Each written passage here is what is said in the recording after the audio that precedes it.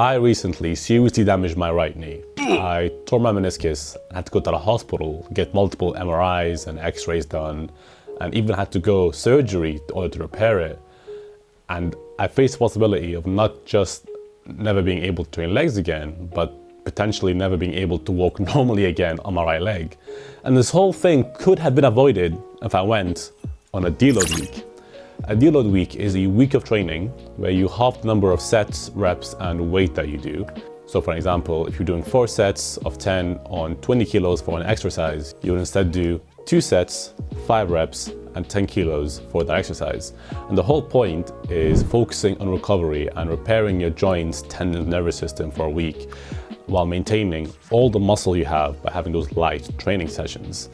And I could have benefited from it because last year I was going through a powerlifting phase where my whole goal was to hit 200 kg on squats. And I was training squats consistently. My form was on point all the time because I was doing a lot of research on form, watching all YouTube videos. I'm a qualified PT, like fitness coach, so I'm quite knowledgeable in this sort of stuff anyway. But the reason my knee got damaged is because I was training way too often. A year straight, I was going hard on legs, going for strength and PRs consistently without giving it time to fully recover. Because even if you say you have 2 days off a week, usually your body needs time to recover the internal functions. For example, people will often go on holiday from work, and when they go on holiday, they will get sick. Reason being is because while they were working, the body was sort of holding off all the illnesses and diseases and germs they were getting. And the second they get a break, they just the body lets it all out and they get sick. And that's when they feel better 2 weeks after taking a break. So with fitness, same thing. Now, what you'll notice for you as an intermediate lifter, because your body was so focused on rebuilding your muscles, rebuilding your capacities and other training relevant recovery features, once all that stuff gets pushed to the backside, your body can now focus on dealing with all the other internal problems training was causing. So for me, besides my knee, recently the past 6 days, I've been doing a deload week and my back has been killing me because I was doing 100 pull-ups 4/5 times a week, as well as a lot of other back exercises. My back was just killing me, and it's not DOMS pain, it's old man back pain. So for you, it could be joints or aches or tendons or something underlying that will now come to the surface. Because we gotta realize is that these things stay hidden and you don't really get a chance to recover until either A, it's too late, or B, you take a step back. So for me, for my knee, once I started feeling some knee pain, I took some time off leg training. Like, okay, my knee seriously hurts, I can't keep doing squats, it's getting a bit too much. And then after a few weeks of just not doing legs at all, I woke up and my meniscus just collapsed. My leg could not bear any pain whatsoever. I couldn't walk on it, couldn't even put it on the floor. I had to stay like elevated while I was on crutches. And you might think, oh, I don't want to deload, I don't want to experience that. What you'll find is that if I didn't deload, my leg could have been 10 times worse. But luckily I gave it a break, and the only thing that tore was my meniscus. If I didn't give it that break, eventually my meniscus, my knee joint, everything would have fell apart. So for you, you might have something underlying and you won't find out unless you go on a deload week. And rest days aren't enough. It needs to be a long period of deloading because you need to give your body time to recognize it's in a recovering state. This way, you can see if you have any underlying conditions. And once you go in that deload, I can promise you the week after, you will feel amazing. Your body will no longer have anything in the backbones dealing with, not holding up any tension, any illnesses.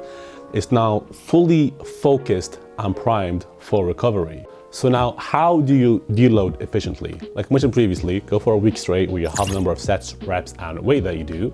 But also make sure you focus on your sleep. Sleep is essential always, not just for deloading, but for deloading becomes especially important because the whole point of a deload week is to fully recover. And when you're sleeping is when all your recovery happens, not just muscles and aerobic systems, but also your central nervous system, your kidney function, your brain functions, and all of that. All of it gets built and repaired while you're asleep. So if you're on a deload week, make sure you optimize your sleep. You can do this by not consuming any lights 2 hours before bed. You can have a lamp or a candlelight, but no phones, no TVs. This way your body isn't consuming any blue light and you're able to get a much higher quality of sleep and more REM sleep. Secondly, make sure you don't have any heavy meals 2 hours before bed as well. This way, your body isn't focused on digestion, it's focused on resting. And lastly, take sleep tea. That will help to calm your heart rate and make you fall asleep much faster. You can get it from Tesco, Walmart, Target, Lidl. Most grocery stores will have some sort of sleep tea. Stretch daily. While on Deload week, I want you to do 20 minutes of full body stretching every single day. Like I said, the whole point is to help with recovery. So when you're stretching, you're moving all the built up lactic acid, all the built up tension, allowing your body to have a higher range of motion as well. So this way, when you come back to training, your body's a lot more flexible, more fluid, and all the stiffness from the months of weightlifting are now gone, and you're able to go at it feeling a lot more fresher. And include as many recovery modulators as you can. So these are things that accelerate recovery, like massage guns. If your gym has them, make sure you use them. Foam rollers as well. Just spend 10-15 minutes on that each day to again truly optimize your recovery and getting your body as flexible and moving as much tension as you possibly can. Cold showers as well as hot showers. So I want you to do, if you're on a Deload week, every single day, when you have a cold shower, then switch the cold tap into hot, spend a minute or 2 minutes on that, doing your regular shower gel, etc. Then back to cold for 1 minute and back to hot for 1 minute. This is called hot cold therapy. Every single pro bodybuilder does it. Bumstead, Ramon, Jay Cutler, all of them have been doing it for years. I've been doing it myself for the past Deload week, and I've noticed my back pain and everything had just went down so much. And lastly, no caffeine and no music. During this Deload week, you won't be training hard, you'll be training very light, focused on recovery, so you have no reason to take caffeine or pre-workout. And these are things your body eventually gets numb to, so it's a good chance to cycle off it. So this way, during the end of the week, when you go back to full training, once you have it again, it'll actually hit you and give you a boost, rather than it becomes like a crutch to get you back to your regular baseline.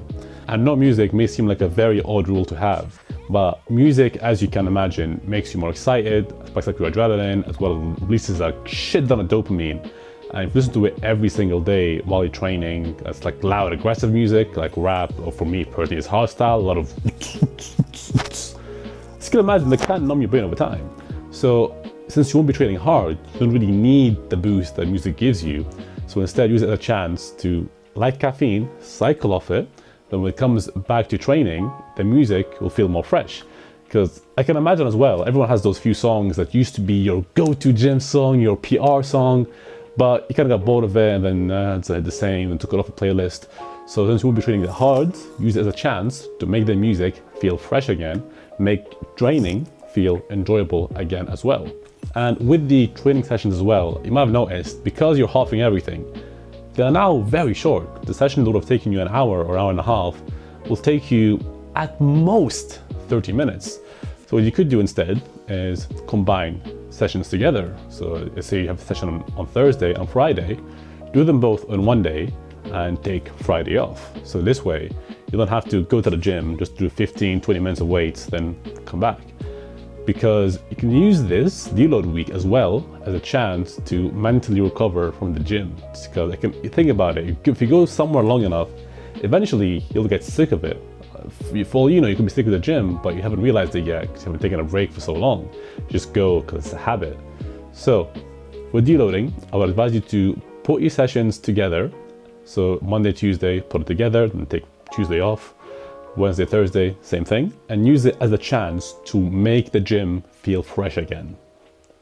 And how often should you deload? I would advise you to deload once every 3 months. Let's say you have a 12-week program you're following, do the whole program, increase your rep, your strength, your PR, then go on a deload week to recover and self-assess and readjust, and then go back at it the following 12 weeks.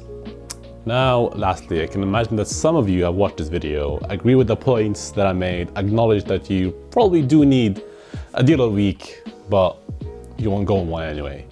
And for me, I used to train 3 hours a day, every day for such a long period of time. And when you get to the gym, once you start going more than 5 days a week, and your sessions become longer than 2 hours, at that point, it's not productive.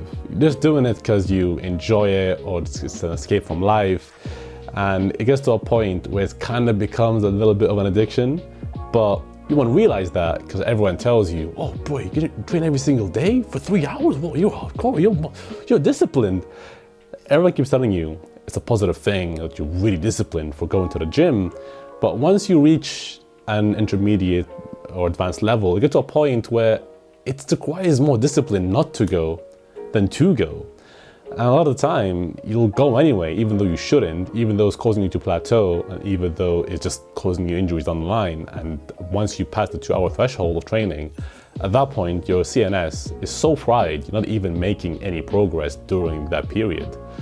So that sounds like you. The best advice I can give you, if you don't want to go on a deload week, is to try and work on your mental health. A lot of the time, the reason why you are doing this is because you're trying to escape from something, or you're some sort of trauma you're recovering from. For example, a fat guy will eat a lot of junk food, even though he knows being in a calorie deficit, he knows calorie condensed foods and all that, but he won't do it anyway, just because he wants to eat sweets, or he wants to drink, because his work is so stressful that gives him an escape, but it's also keeping him fat.